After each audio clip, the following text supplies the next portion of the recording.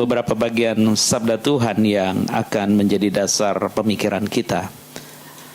Saya akan membacakan yang pertama adalah 2 Korintus 3 ayat yang ke-17. 2 Korintus 3 ayat yang ke-17.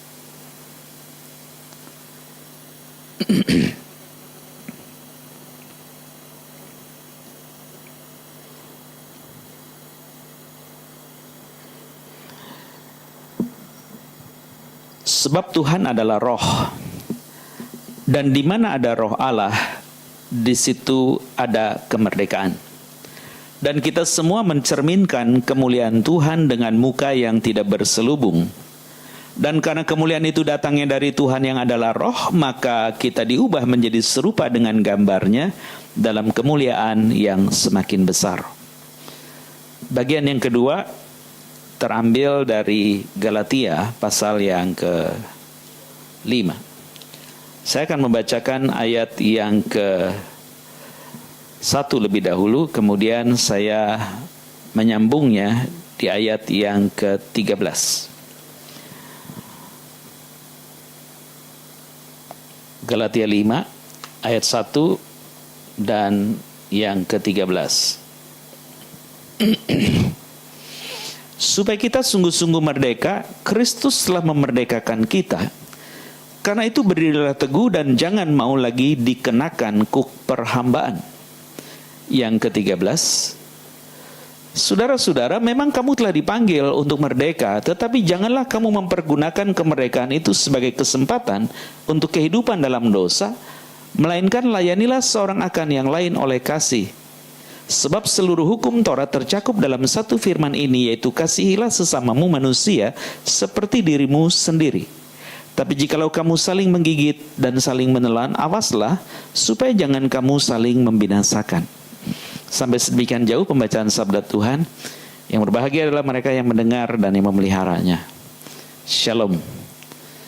Kalau kita ingin memikirkan tentang ide hidup yang merdeka, kemudian paling tidak kita berpikir sebagai seorang muda, entah kapasitas saudara-saudara selaku seorang remaja, pemuda-pemudi yang sudah dimerdekakan oleh Kristus dari, pasti kalau itu berkait dengan status secara hukum, karena Anda dan saya terikat di dalam dosa.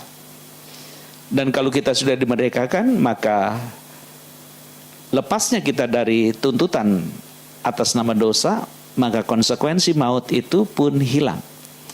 Nah, seharusnya kita yang sudah dimerdekakan itu, harusnya hidup kita tidak menjadi sia-sia. Sebagai gantinya mengisi kemerdekaan dari dosa dan maut itu dengan kehidupan yang benar, mulia dan penuh makna. Tadi saya membacakan 2 Korintus 3 ayat 17, lalu Galatia 5, tapi sekarang saya mau mulai dari Galatia 5. Apa yang sebenarnya terjadi di dalam surat Galatia? Surat Galatia adalah surat yang menjabarkan tentang siapa Paulus. Dan Paulus itu adalah orang yang sudah dimerdekakan dari hukum Taurat. Dan jelas karena dia memang seorang ahli Taurat dengan sebutan orang Farisi. Singkat cerita, dia sangat tahu hukum itu. Dan apa yang dikembangkan di dalam Taurat selaku orang Farisi, dia memegang akan hukum-hukum yang diajarkan Musa sekaligus dengan tradisinya. Nah, yang menarik, orang Farisi itu bukan sekedar menekankan Tauratnya, tetapi memuliakan tradisi-tradisinya. Yang mana tradisi-tradisinya? Yaitu satu ajaran-ajaran lisan yang tidak semua orang faham konteksnya. Lalu kalau misalnya Anda mendengar gitu ya, kita harus datang ke rumah Tuhan dengan tangan yang kudus, dengan bibir yang kudus, dengan mata yang bersih, telinga yang bersih, kaki yang bersih. Lalu mereka menerjemahkannya, oh kalau bersih itu ya dicuci. Padahal yang dimaksud dengan datang dengan bersih itu artinya kita tidak lagi terikat dengan nilai-nilai masa lalu yang tidak membawa kepada kehidupan yang menyenangkan Tuhan. Nah, Farisi seperti itu difahami Paulus. Dan hari ini dia digonjang-ganjing oleh para pengikut-pengikut yang mengaku nama sebagai libertini, sebagai orang yang disebut dengan nominalisme, yaitu orang-orang yang memikirkan bahwa hukum itu harus dipenuhi. Misal, Taurat itu mengajarkan sunat sebagai tanda bahwa dia milik Tuhan. Agar orang yang memegang sunat sebagai perwujudan, taat kepada Taurat, maka dia akan menikmati janji Tuhan, yaitu Sabat. Maka orang yang disunat itulah yang akan menerima Sabat Tuhan. Maka dia adalah pengikut-pengikut Taurat Tuhan. Singkat cerita, kalau orang Kristen sudah memercayai Yesus, dia bukan dari orang, katakan saja Israel, maka dia harus mengikuti tradisi Israel, sunat. Karena orang Israel semua disunat. Maka siapa yang mengikuti iman kepada Abraham, meskipun dia bukan orang Israel, maka dia harus disunat supaya imannya penuh. Nah, gambaran itulah yang akhirnya harus dibenahi oleh Paulus karena dia sendiri ada di dalam sidang konsili Yerusalem. Apa keputusannya? Orang yang bukan dari latar belakang Yahudi, dari sananya tidak disunat, ketika memercayai Yesus, dia tidak perlu disunat. Itu keputusan bersama. Nah, ketika Paulus itu sendiri sebagai narasumber waktu itu, dianggap bahwa Paulus itu sudah melenceng, maka dia tidak patut lagi disebut sebagai seorang ahli Taurat, orang Farisi. Dan memang Paulus tidak punya kepentingan. Tapi oleh karena dia mengajarkan seakan-akan tidak perlu lagi sunat, tidak perlu pusing soal Sabat yang ada kondisi-kondisi tertentu yang tadi saya jelaskan dengan sunat dan lain sebagainya, maka dianggap Paulus itu adalah rasul palsu. Ketika dia mau menjelaskan bahwa dia bukan rasul palsu, singkat cerita, status dia itu diragukan oleh para pendengar kebenaran firman. Kalau mungkin lebih afdolnya, bisa dibilang begini, sebut saja seorang pendeta yang populer, yang diterima oleh semua orang, dikenal oleh semua orang, yang khotbahnya membangun. Misalnya begitu ya. Kan saudara, misalnya sebut saja si A. Saya tidak perlu sebut nama, si A saja. Lalu kemudian ada orang yang menjelek-jelekan si A. Sementara saudara tahu siapa si A itu, pasti kita akan membela si A. Pasti. Sambil kita punya kecurigaan, kita tanya sana sini, atau tanya si A sendiri, apakah berita ini benar? Misalnya saudara sudah sepenuhnya mencari kemungkinan-kemungkinan untuk menguji kebenaran berita ini, dan sudah tidak ada lagi kesempatan yang lain untuk membuktikan kalau dia salah seperti yang difahami banyak orang, atau seperti yang kita yakini dia tetap benar. Tidak ada lagi kesempatan itu. Singkatnya saudara percaya bahwa si A itu nggak salah. Apa yang kita buat? Pasti Anda akan mengatakan, kata-kata kalian itu fitnah, tidak benar. Apalagi menjelek-jelekan seseorang. Apalagi itu ada hubungan dengan perasaan kamu, yang mungkin kamu diperlakukan tidak sesuai dengan yang kamu inginkan. Nah, di dalam bagian itulah mungkin Anda dan saya akan tetap ada di posisi sebagai orang yang mempercayai A itu hamba Tuhan yang baik. Nah, ternyata Paulus tidak menempatkan diri seperti itu. Sama sekali tidak. Dia malah mau mengatakan kembali, kenapa kita bisa menjadi orang yang merdeka. Nah, di dalam catatan saya, merdeka itu ya, dengan menyebut eleuteria, ya, eleuteria itu adalah sebuah kebebasan untuk melakukan atau tidak melakukan apapun yang tidak ada hubungannya dengan keselamatan. Jadi seseorang yang merdeka itu konteksnya itu harus keselamatan. Jadi dia bisa melakukannya atau tidak melakukannya berkait dengan keselamatan. Misalnya begini, untuk membuktikan bahwa saudara dan saya memiliki keselamatan, maka saya harus melakukan perintah Tuhan yang mendatangkan kebaikan kepada sesama, yang Paulus katakan, yaitu kasihi satu dengan yang lain. Karena itulah hukum Kristus yang digenapkan sebagai kegenapan Taurat yang pernah diajarkan di masa lalu. Nah, Anda dan saya akan melakukan kebaikan-kebaikan itu. Karena berkait dengan kebenaran, keselamatan, dan membuktikan seorang diselamatkan. Maka dengan merdeka saya melakukan perbuatan baik. Meskipun orang bilang percuma. Dan karena berkait juga dengan keselamatan, ada hal yang saya tidak boleh lakukan.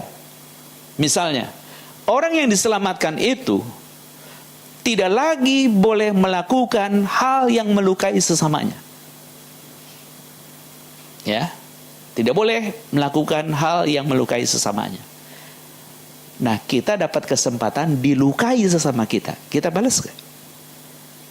Balas ya? Ketika Anda balas, kan Anda merdeka melakukan itu. Tapi berkait dengan keselamatan, kita salah karena tidak boleh melukai sesama. Jadi ketika kita tidak melakukan kejahatan yang sama melukai sesama itu, di sanalah kita merdeka. Pusing ya? Jadi eleuteria yang dikatakan Paulus dengan liberty itu artinya bukan semena-mena melakukan. Terkadang ketika kita dapat izin melakukan karena dia melukai kita dan kita punya hak membalas, kita tidak membalasnya. Itu merdeka. Merdeka dari mana? Saya tidak dijebak dengan emosi untuk melampiaskan perasaan saya. Dan itu kemerdekaan. Maka kemerdekaan di dalam pemaknaan berikutnya dari arti kata eleuteros, ya, eleuteros itu artinya Anda dan saya itu, ya, Anda dan saya itu sudah tidak lagi dikuasai secara emosi, karena dia mau mengatakan kemerdekaan yang diberikan oleh Tuhan kepada Anda dan saya adalah sebuah kehidupan yang tidak seharusnya diukur dengan apa yang saya suka, tetapi diukur dengan kehidupan apa yang Tuhan saya mau. Nah, kan jadi menarik nih, seakan-akan ada dua alat ukur kan. Kalau apa yang saya suka kan itu soal perasaan saya. Tapi kalau apa yang Tuhan mau, terkadang itu mengganggu perasaan saya. Tetapi Tuhan memberikan ruang untuk kita berdamai. Lewat apa? Akal saya. Sehingga Paulus juga pernah mengingatkan orang-orang Kristen di dalam surat di Roma. Jadi jangan membalas kejahatan dengan kejahatan. Balaslah kejahatan dengan kebaikan. Maka engkau seakan-akan seperti menaruh bara di kepala sesamamu yang melukai itu. Lah kalau taruh bara di kepala, kalau Anda bukan orang debus kan angus kepalanya. Kalau ada tukang debus barangkali masak kepala jadi kayak kompor gitu ya. Ditaruh api di sini, rambut gak kebakar, kepala gak melotok kulitnya gitu ya. Itu tontonan aneh gitu kan. Lah kalau orang ada bara di kepala ya hanguslah dia. Tapi hangusnya bukan karena Anda dan saya melawannya atau membalasnya. Tapi dia kena tulahnya. Dia menabur yang jahat, dia menuai yang jahat. Itu yang Paulus mau katakan. Jadi ketika Anda dan saya hari ini hidup dalam kemerdekaan atau hidup yang merdeka itu, maka sebenarnya hidup yang merdeka itu hidup yang bukan diatur oleh orang lain. Tapi hidup yang diatur oleh diri sendiri.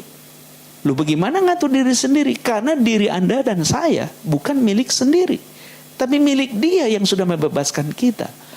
Maka ketika kita harus hidup sejatinya menyenangkan Tuhan kita, bukan menyenangkan perasaan kita. Di sanalah ukurannya bukan lagi soal perasaan, saya bilang emosi, tapi akal atau logika. Di dalam gambaran itulah kita merenungkan perkataan Paulus itu. Jadi dia mengatakan supaya kita sungguh-sungguh merdeka karena Kristus sudah memerdekakan kita, kita harus berdiri teguh dan jangan mau lagi dikenakan kuk perhambaan. Nah, pemaknaan perhambaan ini juga yang pernah diluaskan pengajarannya oleh seorang bapak gereja yang bernama Agustinus. Dia mengatakan ketika dosa itu menguasai kita, maka saudara suka atau tidak, apapun yang kita lakukan adalah produk dosa itu sendiri. Jadi sekali kita mengerjakan sesuatu yang melanggar perintah Tuhan atau membiarkan perintah Tuhan, itu dosa. Dan untuk menyelesaikan dosa tidak mungkin kecuali ujung jalan kita mati. Lalu Agustinus mengingatkan bagian itu. Jadi kalau bukan karena anugerah Tuhan kita dibebaskan dari ancaman hukuman dosa. Dan bagaimana memenuhi tuntutan keadilan Tuhan supaya kita dibebaskan. Tidak ada jalan kecuali Tuhan sendiri yang memberikannya. Maka kita akan mati. Dan akhirnya Agustinus mengingatkan kita, kalau begitu keselamatan anugerah. Untuk membuktikan engkau mendapat anugerah, maka engkau akan membuahkan kebaikan-kebaikan. Caranya, ukurannya itu. Maka Paulus di dalam ayat berikutnya dari Galatia 5, kita jangan lagi hidup oleh keinginan daging, tapi oleh keinginan roh. Kenapa? Karena roh itu adalah Allah sendiri. Dan di mana ada roh Allah, di situ ada kemerdekaan. Jadi bukan karena perasaan fisik saya suka dan saya boleh melakukannya dan itu kemerdekaan. Bukan. Tapi karena ada roh Tuhan yang di dalamnya membuat saya merdeka. Sehingga saya tidak perlu membalas orang yang melukai saya. Wah, kalau begitu kita orang lemah, Pak. Enggak. Justru pada waktu kita bisa membalas, seakan-akan kita punya kekuatan. Tapi justru itulah kelemahan. Kalau Anda ditanyakan kenapa? Karena itu yang harus kita lakukan. Untuk hidup di dalam takut akan Tuhan. Gambaran hidup takut akan Tuhan selalu merujuk kepada integritas kita. Hal-hal yang berkait dengan nilai moral. Bukan hal-hal yang bersifat material. Dan orang yang kaya itu secara integritas bukan berarti ukurannya dia punya banyak harta. Bukan. Tapi dia punya hubungan yang luas. Yang orang mengakui dia luar biasa. Sebut saja Thomas Smith. Dia seorang yang sangat punya integritas tinggi. Dia hidup memikirkan nilai-nilai supaya anak-anak memiliki. Dia mengejarkan itu. Dan menjelang mati, Thomas Smith tidak memberikan warisan apapun kepada anak-anak. Sampai anak-anak itu jengkel karena melihat ayah yang mempertahankan ajaran. Dan karena ajaran itu, dia tidak berani melakukan seperti orang-orang sejamannya melakukan apapun dan memiliki kekayaan. Dan Smith senior itu mengatakan, tidak boleh. Sebut saja ada seorang anak yang sangat jengkel. Catatannya bernama Sarah Smith. Berarti anak perempuan. Ya. Nah, Sarah itu saking kesalnya sama si papa karena ngajarin terus yang moral itu, dia empat karena bapak udah setengah mati, dying, lalu nggak ngasih warisan, kan keki gitu ya. Terus dia nyeletuk, udahlah Pak, jangan ngajarin, mau mati matilah. Oke, akhirnya si papa mati. Mati benar karena memang udah dying kan, udah sekarat begitu, matilah. Sarah Smith itu mau sedih juga susah. Tapi dia merasa bahwa dia itu sudah tidak punya lagi beban apapun karena hal yang dia rasa ngejengkelin ajaran si papa itu, dia cuek aja udah. Pokoknya si papa udah gak ngajarin dia lagi dan dia udah gak mau punya beban lagi. Singkat cerita dia lulus sekolah, dia selesai dan dia mau cari kerjaan. Dia apply surat kerja. Ketika dia pergi ke HRD-nya, bagian Human Resources Department itu, diperiksa surat. Ketika interview ditanya, namamu Sarah Smith. Boleh saya tahu, Smith yang mana kamu punya ayah? Terus dia merasa juga, disebutin lagi, nyebelin tuh bapak gitu kan, nggak ngasih warisan apa-apa. Dia mengatakan, I am a daughter of Tom Smith. Oh, oke. Bingung si Sarah Smith. Apa oke? Terus si HRD-nya bilang, asal Anda tahu, saya bisa duduk di tempat penting strategis ini. Itu rekomendasi Thomas Smith. Dan hari ini engkau datang kemari. Aku nggak perlu periksa lagi. Mulai besok kerja. keren ya kerja dia. Ternyata Sarah itu keren juga kerjanya. Bisa dipercaya begitu kan. Dan akhirnya Sarah punya apartemen yang bagus. Bahkan punya mobil 2 katanya dengan driver 2. Keren juga. Artinya dia bisa nyuruh mobil ini gak usah tunggu lagi. Kalau dia ada tugas lain disuruh mobil ini karena udah ada supir lagi. Jadi kerjaan itu sangat efektif dan efisien. Dia dipercaya. Dan singkat cerita Big Boss itu mau cari pengganti. Siapa yang pantas menduduki pengganti Big Boss di perusahaan itu? Semua setuju yang gantiin Sarah Smith. Dan akhirnya Sarah di interview, ditanya, bagaimana kamu seperti ini? Akhirnya dengan menangis dia cerita, sebenarnya aku tidak layak di posisi ini. Keberhasilanku ini sebenarnya adalah keberhasilan ayah saya yang saya salah nilai. Karena saya pikir dia menjadi terkungkung dengan nilai-nilai yang membuat dia miskin. Dan kalau dia merdeka, dia melakukan apapun, dia akan kaya. Dan ternyata sekarang saya tahu, semua keberhasilan yang saya punya sampai di puncak posisi ini, sebenarnya bukan saya. Itu taburan benih ayah yang sekarang buahnya. Jadi sebenarnya bukan saya, ayah saya. Dan saya tahu itu. Nah cerita ini barangkali Anda akan mengatakan, apa benar ada yang kayak gitu? Minimal saya udah bacain gitu kan. Kalau mau ya ntar saya kirimin pakai WA gitu kan. Yang mana ya ntar pokoknya saya kirimin aja. Seperti temanmu, halo Bapak udah di mana? Bapak udah di sebelah katanya. Kenapa? Ya saya pasti tepat waktu. Kan jam 4 ya, jam 4 tadi saya sampai 4 kurang 7 di bawah. Terus saya beres-beres, cuci tangan dan lain sebagainya. Itu halo udah ada. Kalau ditanya kenapa? Ya itu urusan saya. Dan nanti aku kirimin artikel itu ya, kalau mau Sarah Smith itu. Tapi paling tidak akhirnya diakui bahwa ternyata banyak keberhasilan Anda dan saya itu bukan karena kuat gagah kita. Menggunakan otoritas seakan-akan saya orang merdeka yang gak bisa diatur siapapun. Tapi sebenarnya kita diatur oleh bad habit masa lalu yang merugikan. Dan orang merdeka itu sekali lagi yang tadi saya bacakan buat Anda ya.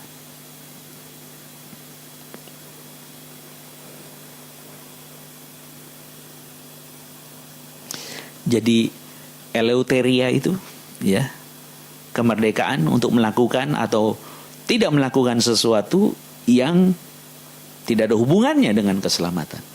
Jadi kalau memang saya orang yang diselamatkan, saya akan melakukan apa yang diperintahkan Tuhan dan saya tidak akan melakukan apa yang dilarang Tuhan. Itu merdeka ketika kita bisa menempatkan posisi seperti itu. Kenapa? Karena kejadian saudara dan saya, kata Paulus di dalam pasal yang kelima berikutnya, di dalam Kristus kita adalah ciptaan yang baru. Yang lama sudah berlalu, sesungguhnya yang baru itu sudah terbit. Jadi kalau memang kita adalah ciptaan baru dan Paulus sudah menjadi seorang pengantara yang di jemaat Galatia diragukan kerasulannya, maka di Korintus dia menggarisbawahi bahwa engkau ternyata adalah surat pujian Kristus yang dibaca orang. Artinya apa? Engkau sudah hidup sesuai dengan yang Tuhan mau. Sehingga di dalam bagian akhir daripada 2 Korintus pasal 3 itu dikatakan, kalau memang roh Tuhan ada pada kita dan roh Allah itu memerdekakan kita, maka kita semua akan mencerminkan kemuliaan Tuhan dan dengan muka yang tidak berselubung. Dan karena kemuliaan itu datangnya dari Tuhan yang adalah roh, maka kita diubah menjadi serupa dengan gambarnya dalam kemuliaan yang semakin besar. Jadi itulah yang sebenarnya ketika kita memiliki kemerdekaan sejati, bukan berarti kita boleh sesuka-sukanya melakukan apapun. Bukan. Tetapi kita akan melakukan yang Tuhan mau, bukan yang saya senang.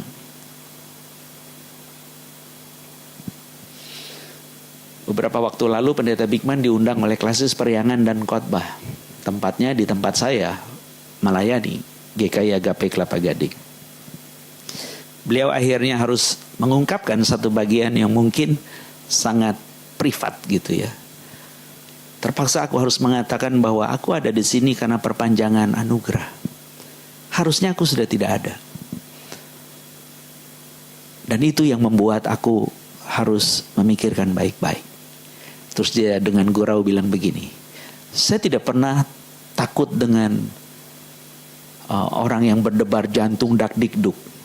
Dia gurau gitu. Kenapa? Karena dia dengan gurau bilang gini, sekarang jantungku bunyinya bukan dak dikduk, tapi bunyinya mesin yang ada di dalamnya, bunyinya nit. Nah kalau nitnya ngaco, itu berarti baterai mau habis, buru-buru ganti katanya. Gitu ya. Jadi dia bergurau, aku nggak pernah takut lagi kalau jantung debar-debar duk, aku nggak takut. Tapi kalau nit, nah ini mesti periksa dokter. Terus semua orang tersenyum kan, maksudnya apa? Dia tidak tahu pergumulan pendeta Bigman. Dan akhirnya dia mau mengatakan, karena waktu itu dia sedang membahas tanda akhir zaman, dia mengatakan, jangan terjebak dengan tanda. Apalagi seperti engkau tanyain, itu nanti kalau pakai chip di sini itu kan tandanya bilangan binatang 66 itu kan nanti antikris dan seterusnya. Dan dia dengan enteng langsung menjawab, nggak usah pusing itu. Sebenarnya kita sendiri juga udah punya chip, cuma belum taruh dipasang aja di badan kita. Adanya di mana? Di kredit card. Coba kalau nggak ada chipnya digesek, bisa nggak? Nggak bisa kan? Bisa gesek tapi nggak bisa transaksi karena nama Anda tidak terregister. Kan artinya sebenarnya Anda dan saya suka atau tidak sudah link untuk transaksi by chip itu. Nah cuma nanti ada orang bilang, wah nanti kalau chip ditaruh di sini kan itu bahaya gini-gini. Sudahlah, saya bukan nantangin atau menyalahgunakan kemerdekaan. Kalau ada chip yang mewakili jati diri saya dengan seluruh data yang saya inputkan, boleh tersimpan di tubuh saya, dan saya tidak perlu lagi bawa yang lain, mendingan saya beli chip itu dan taruh di tubuh saya. Jadi saya nggak usah repot untuk punya sertifikat kelulusan, punya track, punya hubungan, punya kekayaan dan seterusnya. Udah langsung chip aja. Lewat scanner, langsung udah terdata kan Simon Stevie. Lahir di sini, istri ini, anak ini, punya kekayaan ini. Lebih enak kan? Nggak usah bawa apa-apa. Nah, terus nanti Pak kalau chipnya mati gimana? Ya udah. Berarti Bapak nggak punya data semuanya? Nggak apa-apa. Kan itu teknologi. Tapi kan kita punya Tuhan. Dan ketika Anda dan saya lupa untuk apa kita hadir, disitulah kekhawatiran dan ketakutan akan selalu ada. Jadi kalau hari ini kita ingin juga mengarahkan hidup untuk melakukan sesuai dengan rencana Tuhan di dalam keselamatan kekal, kita harus lakukan. Kau ternyata untuk mengalami keselamatan kekal tidak boleh melakukan yang saya suka, jangan kerjakan. Dan ketika kita mampu menempatkan diri seperti itu, itulah kemerdekaan yang sesungguhnya. Karena kemerdekaan bukan diukur dengan yang saya mau dan saya suka, tapi yang Tuhan mau dan Tuhan suka. Jadi sering menjadi kacau di situ. Tapi percayalah dengan contoh tadi saya bilang, Sarah Smith, dia mengakui bahwa keberhasilan dia sampai hari ini itu adalah buah benih yang ditanam ayah. Bahwa integritas itu penting. Dan kenapa disebut dengan integritas? Karena nilai-nilai dalam diri terbaca oleh orang. Dan integritas itu apa? Integritas itu artinya keseluruhan. Tidak ada bagian yang kosong. Orang membaca semuanya. Dan akhirnya orang tahu seperti ini harus dihargai. Padahal kalau orang tahu Sarah Smith itu benci ayahnya sampai mati, mungkin orang akan beda menghargai dia. Tapi justru sesudah dia berhasil dan dia mengakui itu semua, dan orang paham itulah pergumulan hidup kita. Sebagai orang muda, biarlah kita juga akan mengisi kemerdekaan hidup yang Tuhan sudah bebaskan. Karena satu kali Yesus pernah mengatakan kepada orang Farisi, kalau engkau tahu kebenaran itu akan memerdekakan kamu, maka kau akan sungguh-sungguh merdeka. Dan kebenaran itu adalah aku. Dan kalau anak itu memerdekakan kamu, maka engkau sungguh-sungguh merdeka. Itu tercatat dalam Yohanes 8. Ketika itu juga Yesus mengingatkan, karena dia terang dunia, sehingga tidak ada yang terselubung, tidak ada yang tersembunyi, tidak ada yang samar-samar. Semuanya terang benderang melihat kemuliaan Tuhan. Jadi hari ini ketika engkau dan saya bisa mengisi juga berkait dengan hari kemerdekaan kita, maka kita tidak sembarangan hidup. Sebagai gantinya kita mengisi kehidupan yang menyenangkan hati Tuhan. Dan sore ini biarlah firman ini boleh menolong kita bahwa hidup yang merdeka itu artinya adalah hidup yang bukan saya lakukan karena saya senang dan suka, tapi karena Tuhan mau dan Tuhan senang. Dan ketika kita mampu melakukan itu, dan barangkali Anda dan saya bisa dirugikan, justru saat itulah engkau dan saya boleh mendapatkan kesukacitaan yang besar. Dan hari ini biarlah engkau dan saya boleh diterima oleh Tuhan yang kita sendiri suka melakukan kehendak-Nya. Amin.